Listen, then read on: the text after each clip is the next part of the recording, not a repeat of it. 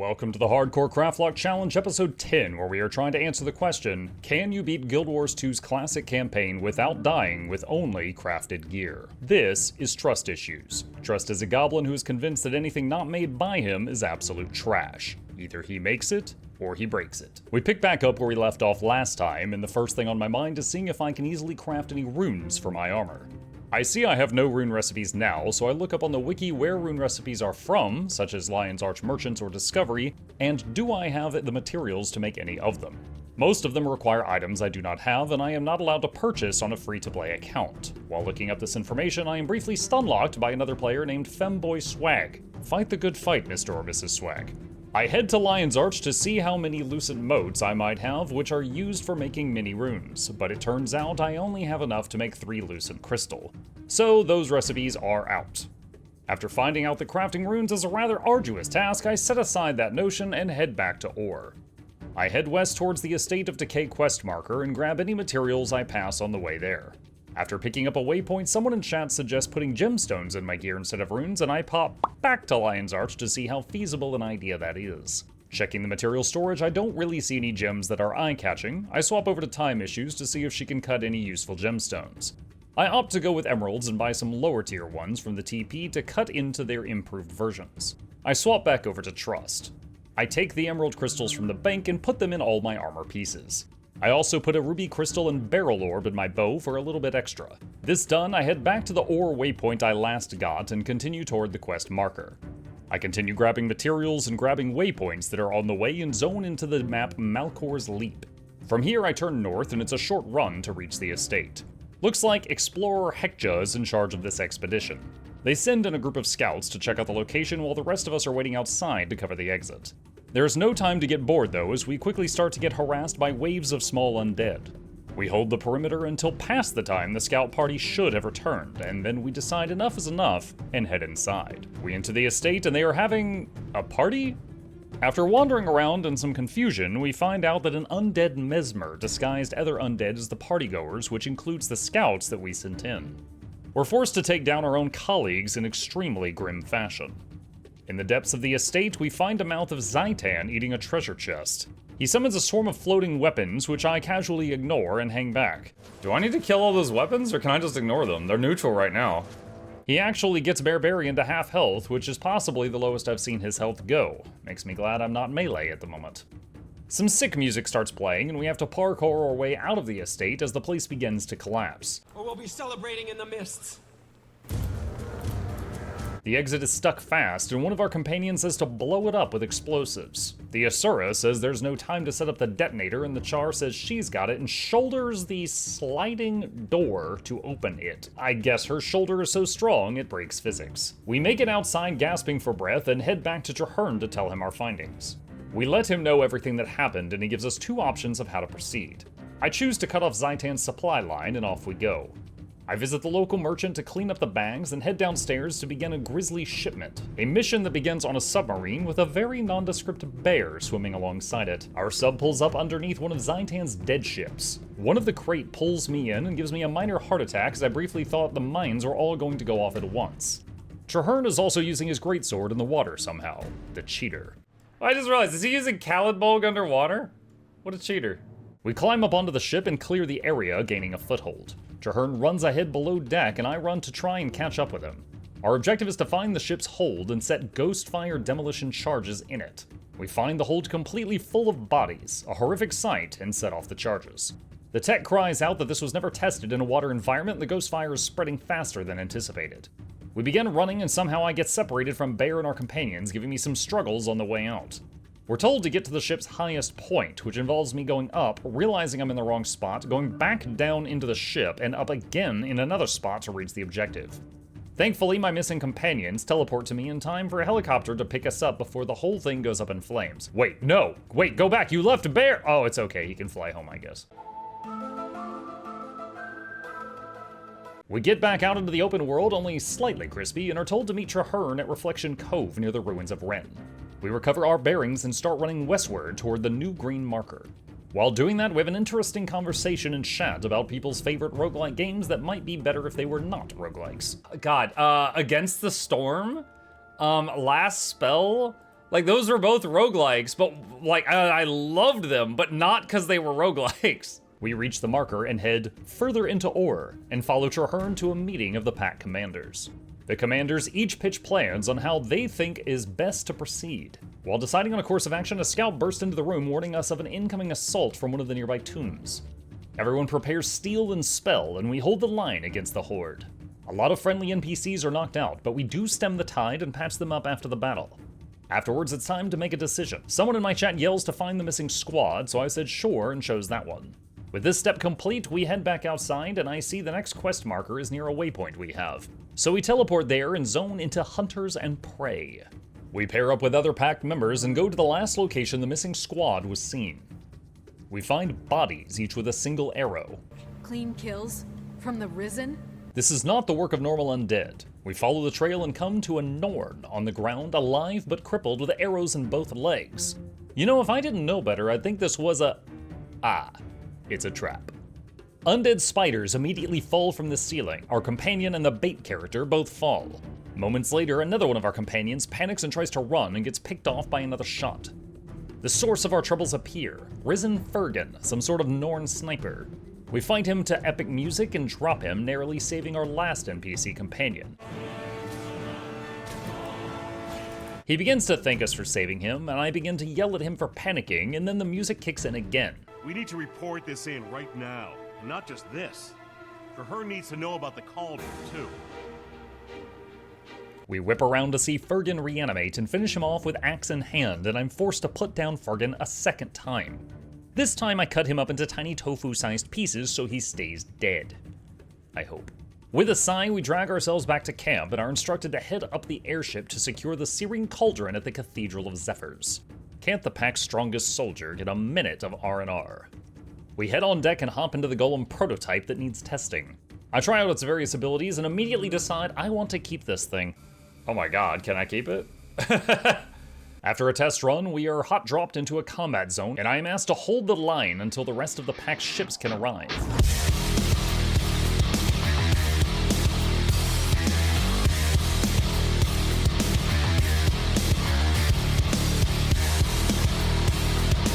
Wave after wave after wave crashes against this golem, and it does not budge. Hundreds of zombies fall by our hand before the pack team finally arrives and establishes a foothold behind me. We're told to push ahead and locate the Imperial tank column. I try using my Kamehameha on a slope and find out that doesn't work very well. Oh, well, that did not aim down at the lizard thing I have targeted, did it? I continue down the hill and hit a cutscene of pack members fighting for their life next to broken vehicles. We push through in the suit, cutting through the enemy forces with ease. Reaching the stranded soldiers, I yell at them to follow me and lead them back to the already secured area. Teammates successfully rescued, we head back to the open world. Our next quest takes us far deeper into enemy territory, so we have a long way to run.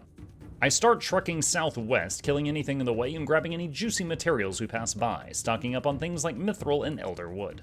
We briefly fight some undead trebuchets, but realize the event is going to take a while and meh on by. Zoning into the Cursed Shore. The chat conversation about the big mech I was driving sparks a joke about Magus XLR, and I briefly explain greatness to the newest generation.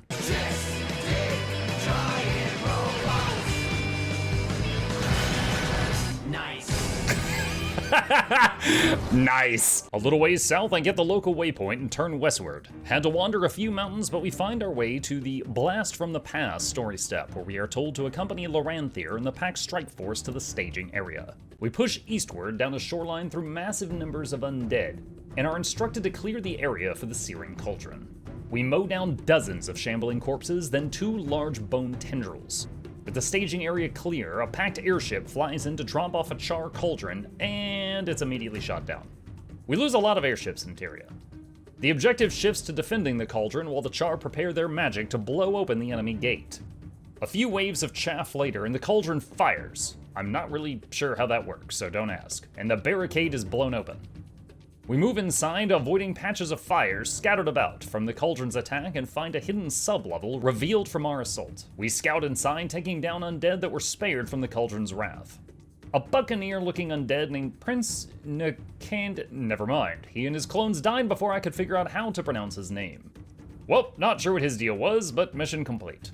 We're dropped back out into the Cursed Shore with a new objective northeast of our current location. We enter the next mission and are told we need to find Arah's whereabouts.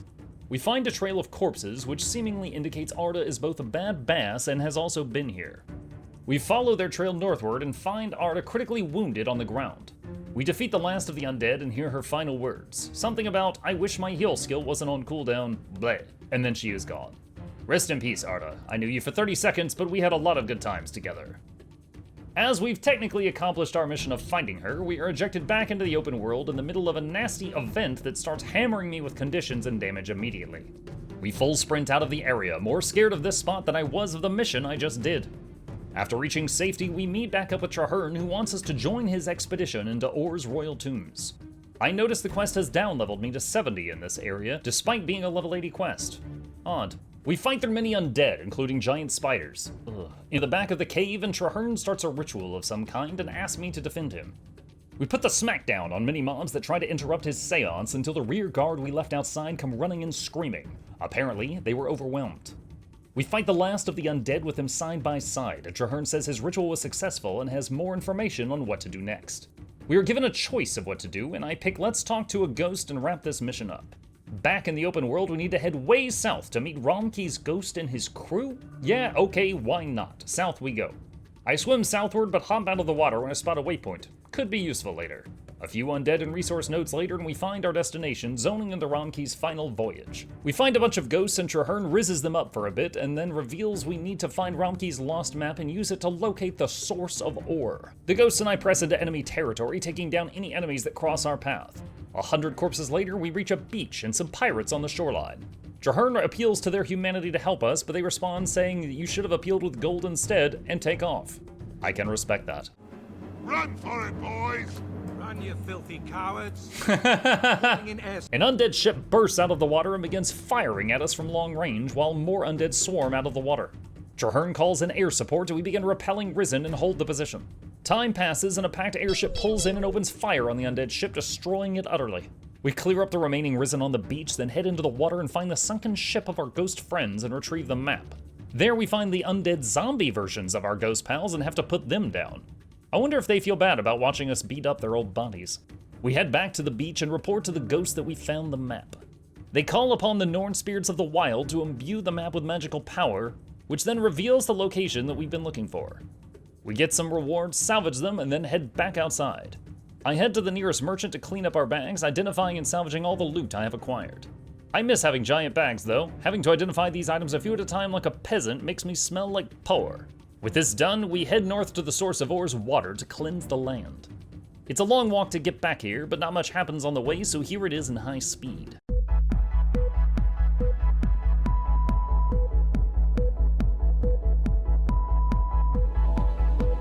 Upon arriving, Zhaitan instructs the packed soldiers to hold the line at the entrance of this place, and the two of us head inside to perform the ritual to cleanse the land of Or from the undead nasty. In the second room, I have a heart attack when a bunch of gold-bordered mobs spawn. Whoa, whoa, whoa, whoa, whoa, whoa, whoa, whoa, whoa, whoa, whoa, whoa, whoa! Down Zhaitan and almost kill my 58k health bear very fast. I run backwards in full panic mode with no memory of what happens here, and the big bad calls out to his guards to let us in. Guards, let them pass. We wish to see them up close. Yo, I had no memory of that. I have no memory of this place. He wants to fight us himself. Oh my god, that could have gone very badly. The guards become passive and we head inside to see an eye of Zhaitan, which is much weaker than those guards who just jump scared me. We take down the eye and play a baby version of Toho, and some awesome music starts playing as Zhaitan begins cleansing the well.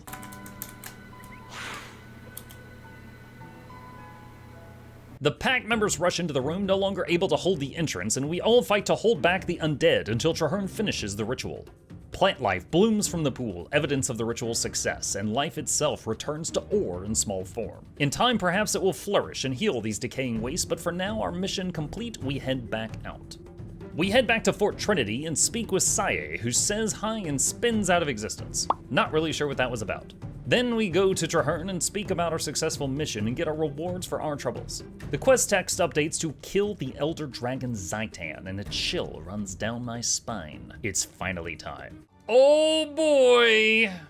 We are still at 0 deaths, and come so far we're putting it all on the line now. I clean up my bags for what may be the last time and head toward the quest marker in my full level 80 crafted gear. It isn't the highest quality possible, but it is max level. I'm forced to run a gauntlet through 1,000 poison field zombies and trebuchets before reaching a sealed door. Huh? I sit here fighting for a few minutes, unsure of how to proceed. Perhaps by sheer luck, an event starts moving up the pathway towards me. I take down the trebuchets, peppering them with shots, and we meet up and do the final push together, taking down a risen high wizard, opening the door and getting me the waypoint. We open the door! Yeah! I head into the story instance, help drop a few abominations, and meet up with Kaith. She starts a cutscene with us about how some idiot sank ore beneath the waves and how Zhaitan didn't like a city falling into his house and lifted it back up to the surface. Maybe he isn't so bad. We're then told to find the first power core. Now it has been actual years since I, as a player, have been in here, so I'm following these quest markers to get around. We follow the markers and take down 3 easy bosses, each one protecting a power core. Then bring all 3 back to the camp we met Kaith at. Undead were pressing in on the camp from all sides, and we board the airship with the power cores while Logan holds the undead back. He probably died down there. Rest in peace, Logan. The ship begins forward, maintaining a low altitude because why not? And a line of undead giants flying above the ground show themselves. Dude, if I get knocked off of this, why are they floating? Where's the ground? They begin throwing projectiles at our airship, which I'm instructed to reflect using the side guns. One of their shots hit me, even though I reflected it, and knocks out half my health and gives me a ton of conditions. I yell a manly war cry. And heal myself ASAP. I'm a bit terrified that something is going to knock me off this ship. This thing is as OSHA approved as Ranasum, which is to say, not much. Periodically, small undead units such as eagles attack me, but Barbarian is able to one-on-one them while I handle the cannons. When the last giant finally falls, our ship continues forward and drops us off in an area which triggers a core memory. Dude, I have such a weird core memory from this spot. All right, hold on, let me tell you guys the story. First time doing this dungeon, like 13 years ago or however old this game is, okay? And I'm in here and I'm on a ranger and I'm grouped with some other people and I don't remember what the 4th person was, not important, but there were 3 warriors, okay? There were 3 warriors. And I remember all 3 of them were going downstate constantly. And I was like, revive them, beat on the boss, revive them, kite the boss, revive them, shoot the boss, revive them. And I was just like, wow, warriors really suck.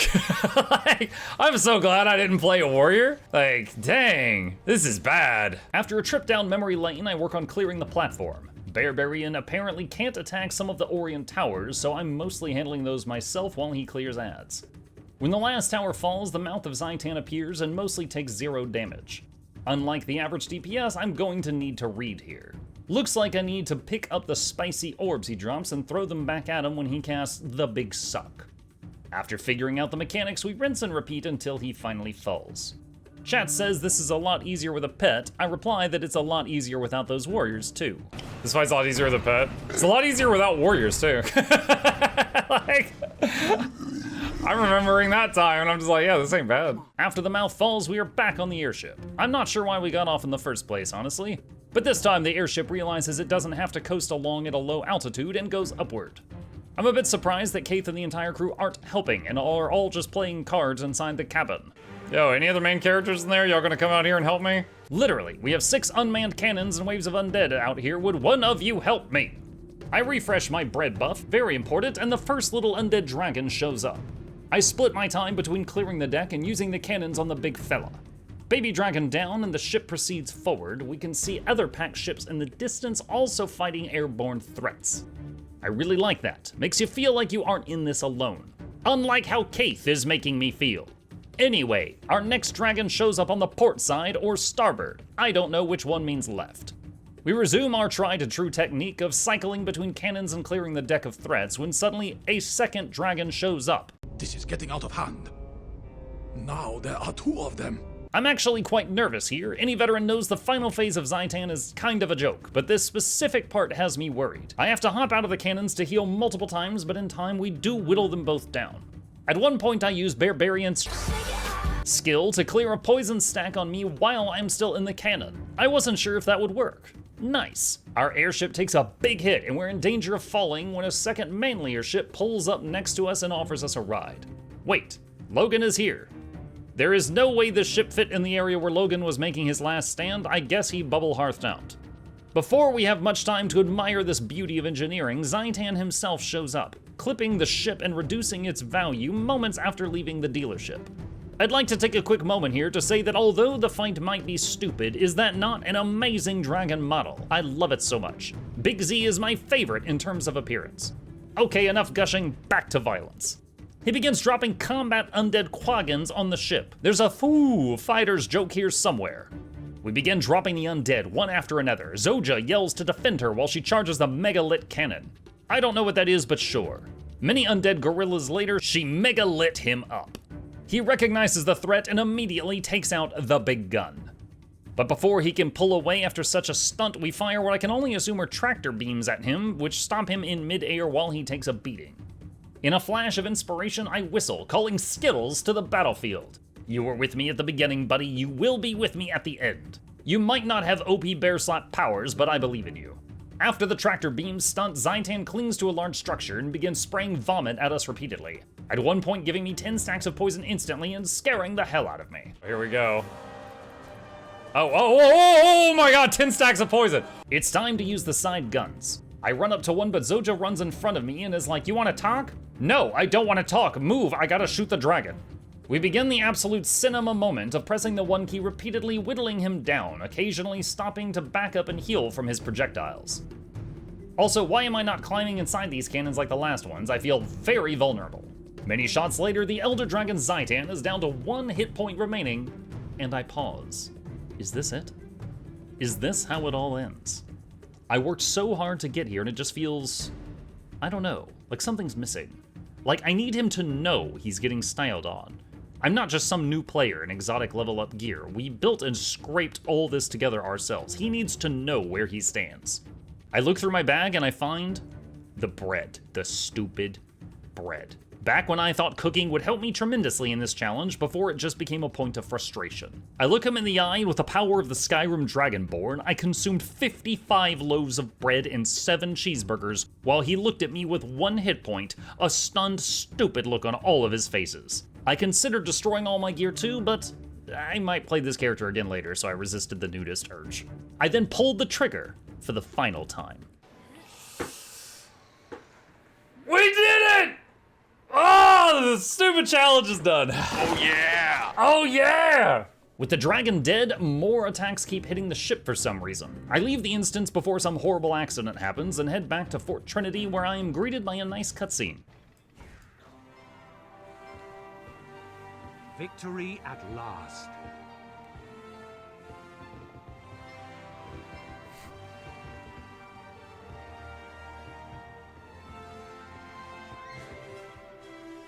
With Zhaitan defeated, the corruption it wrought can be undone.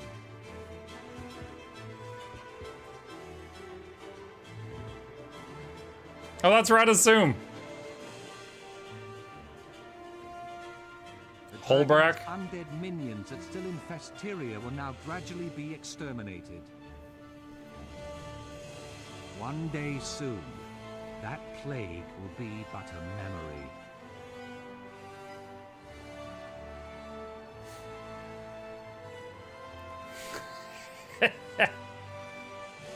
Dude, I'm like shorter than Air's thigh. He's so small. We pass by 2 pact members flirting and head over to Traherne, who asks us to accompany him to a party. Zhaitan's defeat has saved many lives. More importantly, it has restored hope to a desperate world. The dragons are not stars in the sky. They can be counted. They can be fought. One day, we will kill the last of them. Only then will Tyria be safe. This is a new beginning for Orr, and for Tyria, a clear sky after a long storm.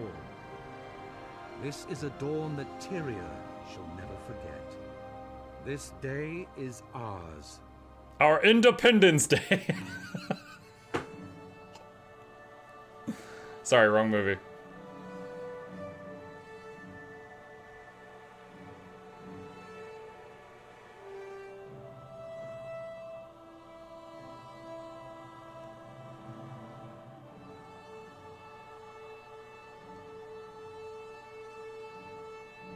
Map comp now.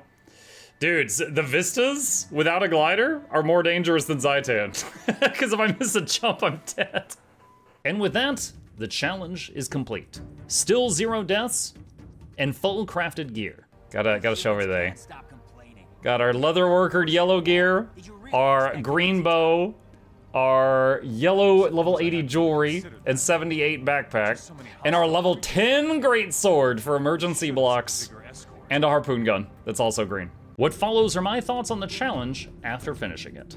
Thoughts. Once again, I got the idea to do this because I was watching some people do it in World of Warcraft, and I got inspired to do it. And this was really fun. And even more than how much fun I was having, it was awesome how into it y'all were getting. I've had multiple people message me and tell me that they were basically inspired to do it themselves, and you know, they weren't doing it on stream, so they finished the challenge before I did. So there was a lot of other people I know that got into it. So I'm not the first person to come up with this idea. I think I'm the person who brought it to this game, but it's really cool that, you know, seeing how many people have gotten into it. It was really neat. I will say, after doing it, I think it's like easier in our game than WoW. Because like in WoW, getting an extra like 1 or 2 creatures, like, you know, just adds on you at, you know, at a lower level is incredibly dangerous. In this game, it's not. In this game, it's kind of a joke, you know? You don't have to hold still to cast spells. You don't have to like worry about running out of mana during a fight, things like that. So our game is easier in that regard. I would say that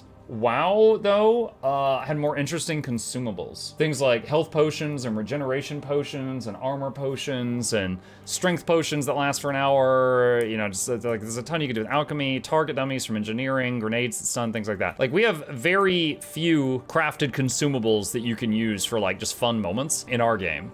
Even just getting runes on my armor was like incredibly expensive, and I was like, okay, I would have to spend hours on this. I'm not gonna do that. So yeah, it was a fun experience, but the crafting in this game was definitely like I was using level 1 bread all the way to the end. I did not even need to devote time to chef. It was stupid. Like I would say chef and jewel crafting were also extremely cumbersome. Leveling them up, it was annoying. Huntsman and leatherworking were pretty straightforward, but it was basically like you make 2 things, like rifle barrel plus rifle stock, and then a dowel. And then the dowel would determine the level of the item and the stats on the item. And that's it. So every item here was just 2 things, like longbow stave and string, plus dowel. I don't even know where the dowel would go in that example. So I will say like the crafting for leatherworking and huntsman is kind of boring by the end of it, because it was just like I was doing the exact same thing for 500 levels. The jewel crafting thing in the chef was not boring, but it was frustrating because you had to discover everything.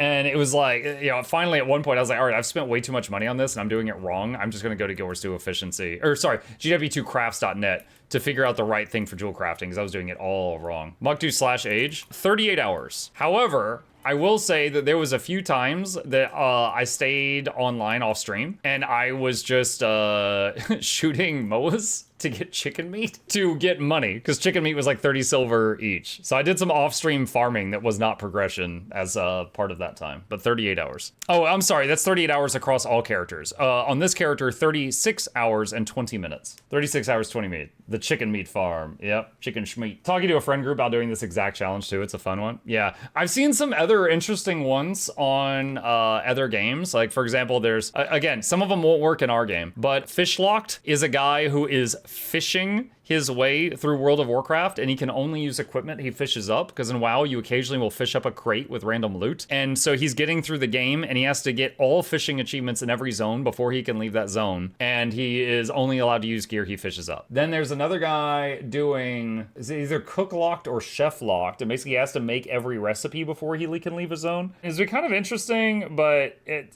like he doesn't really talk about like how he's handling leveling up, because in our game you get character experience when you do craft. In WoW, you don't. In a Diablo 2 creator that I've been watching is doing a challenge right now where he has like a wheel with negative things on it. Like, I can't use my 3rd talent tree slot. I can't use my second talent tree slot. I can't use a mercenary. I can't use my left hand. I can't use, and on and on and on. And then like every time he beats a chunk of the game, he has to spin the wheel and add another negative thing to an existing pile of negative things. So it gets harder and harder as he goes on and on. So if we did something like that in our game, it'd be like every 10 levels we'd spin the wheel. One person suggested doing a challenge where every like 10 levels we have to, we ban another like weapon or pet if you're doing a ranger, and then, you know, just try to beat the game with what you're left with at the end. Another person suggested, I don't think we're gonna do this one because it's really close to what we did. What they suggested, a Nuzlocke run, where basically you don't have a weapon, you're just a Pokemon trainer, and you only use the pet, and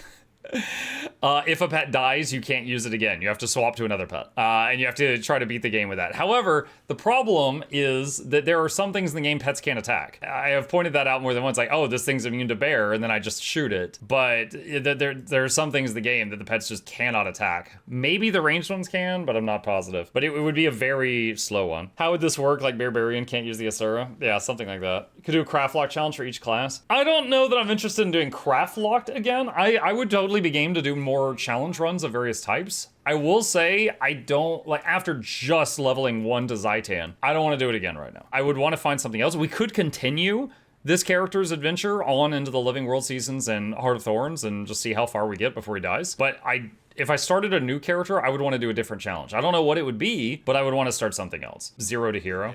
Could do 0 to hero. Yeah. No downstate LA challenge run. Full toughness gear. You want to do harder content with Craftlock, right? Yeah. This character could be a Gale shot. Oh my god. Would you do Living World before starting Hot? I don't know. Like, we're expecting a Black Friday sale soon, so I would probably try to get the Heart of Thorns Path of Fire, maybe Living World Season 2 on discount if I could for this account, and then maybe we could see. But yeah, I would absolutely be game for doing more challenge stuff, because 1, I had fun, and 2, a lot of y'all enjoyed watching it. Which I have said many times, those are the requirements for me to do anything on stream. Is there an audience for it, and am I enjoying myself? What about a more casual 0 to hero now? I think the whole point of 0 to hero is to show people, like, hey, look, I'm on a brand new account, and it's this easy to get, like, leveled up and established and stuff like that. Like, I could do that at some point. There are other people like Teapot that already have excellent series on that. I don't really consider that challenging, just kind of time, you know? It's just time. But, you know, maybe. Hardcore on controller, that would be very frustrating for me, because I hate controllers. Too bad you won't be able to beat Poff with no deaths. Someone told me earlier that the death I was concerned about in Path of Fire, where in the story you die and then are revived, someone told me that is, like, it doesn't count on your slash deaths. So, I mean, plus, you know, again, our challenge is self-imposed. We could just say, like, okay, we're ignoring that. That's part of the story. But because we're doing self-imposed. Our challenge is not like, you know, WoW, where you disconnect for a second, you die, and then it's like, oh, my character's deleted. Like, we could make a choice. I think there's a lot of value in continuing, but adding to the challenge, like the wheel or something like that, including harder instance content. Maybe. Yeah, it is kind of scary. The idea of going into a fractal or a strike or a dungeon with a hardcore character basically means if your group wipes on any boss, your character's deleted. So that is that is kind of scary. That is kind of scary, because, you know, it's like you're partially putting your character in the hands of other people. No slash GG, yeah. Oh my god, dude, yeah, imagine doing the first boss of, like, Nightmare Fractal, and the rest of the group GGs, and you're like, well, I have to solo it.